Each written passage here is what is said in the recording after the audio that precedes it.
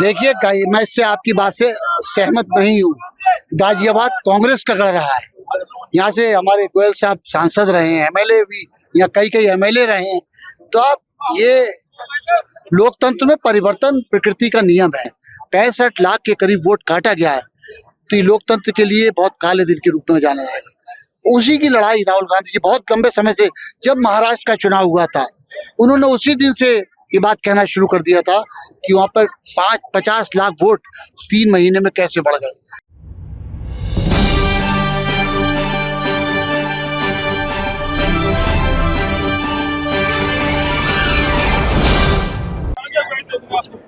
आगामी चुनावों को लेकर कांग्रेस बड़ी ही कवायदें तेज कर चुकी है। संगठन सर्जन अभियान लगातार चल रहा है। इसी मौके पर आज गाजियाबाद में पूर्व विधायक एवं पूर्व राष्ट्रीय सचिव संजय कपूर मौजूद रहे। उनकी मौजूदगी में आखिर कौन सी रणनीतियां बनी और कांग्रेस की कवायदों में अभी कुछ कमियां बाकी रह गई हैं या संपूर्ण हो चुकी हैं आगामी चुनावों के लिए, इसी संबंध में हम संजय कपूर से बात करते हैं और जानने की कोशिश करेंगे कि आखिर यहाँ किस तरह की रणनीति बनी। तो आज संगठन सर्जन अभियान को लेकर आप यहाँ मौजूद हुए हैं। आखिर संगठन सर्जन अभियान से क्या फ़ायदा मिलने वाला है? इसके तहत क्या रणनीतियाँ बनाई जा रही हैं कि एक तरफा सत्ता पर काबिज भारतीय जनता पार्टी को आप उसकी सत्ता से हिला सकते हैं या गिरा सकते हैं? संगठन सर्जन एक राजनीतिक दल का सतत प्रक्रिया है। 2025 का वर्ष कांग्रेस पार्टी ने संगठन सृजन वर्ष के रूप में निश्चित किया है। उसी के तहत इसकी शुरुआत गुजरात से हमारे नेता राहुल गांधी जी ने शुरुआत की थी।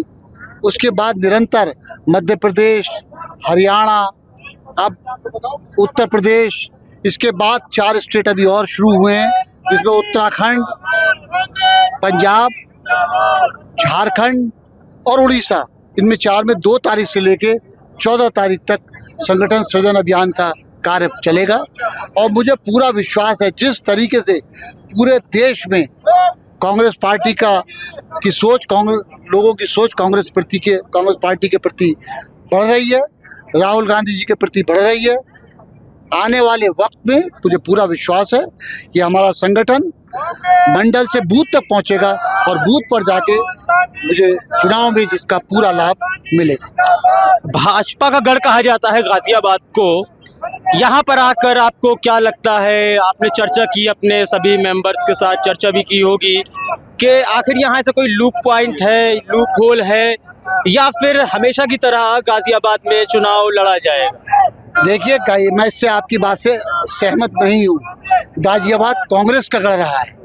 यहाँ से हमारे गोयल साहब सांसद रहे हैं, एमएलए भी, या कई एमएलए रहे हैं।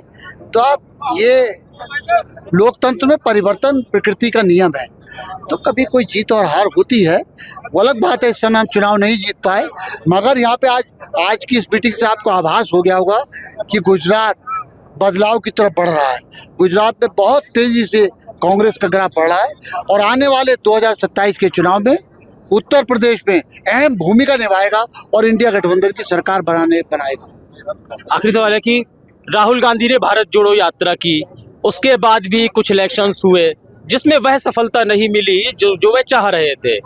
अब वोटरों के अधिकार की भी एक रैली निकल रही है, बिहार में अन्य जगहों पर भी निकाली जा रही है।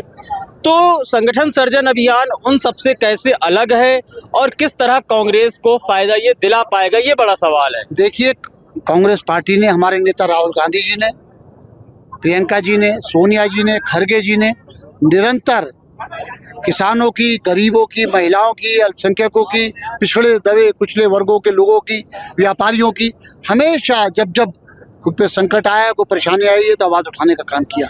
ये वोटर अधिकार यात्रा, उसका मुझे भी सौभाग्य प्राप्त है कि मैं अभी 1 हफ्ते बिहार में रह के आया हूँ, शेखपुरा ज़िले में। तो जिस तरीके से लोग त्रस्त हैं, 65 लाख के करीब वोट काटा गया है, तो ये लोकतंत्र के लिए बहुत काले दिन के रूप में जाना जाएगा। उसी की लड़ाई राहुल गांधी जी बहुत लंबे समय से, जब महाराष्ट्र का चुनाव हुआ था, उन्होंने उसी दिन से ये बात कहना शुरू कर दिया था कि वहाँ पर 50 लाख वोट 3 महीने में कैसे बढ़ गए। तो वो उसी दिन से इस बात की शुरुआत हो गई थी और उन्होंने प्रेस कॉन्फ्रेंस के जरिए जो उनका जो हुआ था, जिस तरीके का घटना घटित हुई थी, उसको उजागर किया था। उसी के बाद बिहार में उन्होंने वोट अधिकार यात्रा चलाई है और मैंने वहाँ करीब से देखा है, वहाँ रह के एक सैलाब है सत्ता के विरोध में, इन एनडीए गवर्नमेंट के खिलाफ एक माहौल है वहाँ पे। और वहाँ पे इंडिया गठबंधन की सरकार राहुल जी के प्रयासों से और तेजस्वी जी के और सब इंडिया गठबंधन की पार्टियों के साथ बिहार में इंडिया गठबंधन की सरकार बनना तय है। एक अंतिम सवाल और के वोटर अधिकार यात्रा को लेकर चुनाव आयोग ने राहुल गांधी से कहा था कि आपको एक एफिडेविट देना है। जब उनके पास सारे सबूत हैं तो एफिडेविट ना देने के क्या कारण है और उनके मांगने के क्या कारण है? देखिए, वो हमेशा से दबाव की राजनीति करते रहे। क्या कभी आपने सुना है कि अगर किसी को कोई वोटर लिस्ट की कोई बात रखे, उसकी उन्हें ये कहना चाहिए था कि हम इसकी जांच कराएंगे, जो दोषी व्यक्ति हैं उनके खिलाफ कार्रवाई करेंगे।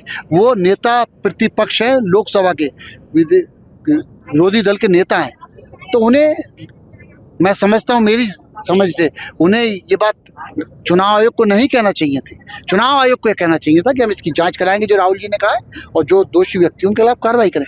आप गलती भी करेंगे, चोरी और सीना चोरी वाला हिसाब है। आपको, मैं जनता को सब समझ में आ रहा है और जनता लोकतंत्र में लोकतांत्रिक तरीके से इसका जवाब देगी। तो इस वक्त चाहे वोटर अधिकार यात्रा हो, इससे पहले चाहे राहुल गांधी ने भारत जोड़ो यात्रा की गई हो, इन सभी मुद्दों को लेकर हमने सवाल किए हैं, लेकिन इसमें कुछ और भी बातें हो सकती हैं जो आपके दिल में शायद रह रही हो कि हम वह सवाल नहीं कर पाए या उस तरह के जवाब हमारे पास नहीं है। तो कमेंट सेक्शन में अपनी राय अवश्य लिखें। तब तक के लिए इजाज़त दीजिए, धन्यवाद। देश और दुनिया की खबरों से अपडेट रहने के लिए आप अभी तक न्यूज चैनल को सब्सक्राइब करना ना भूलें और साथ ही हर न्यूज का नोटिफिकेशन पाने के लिए बेल आइकन को भी दबाएं।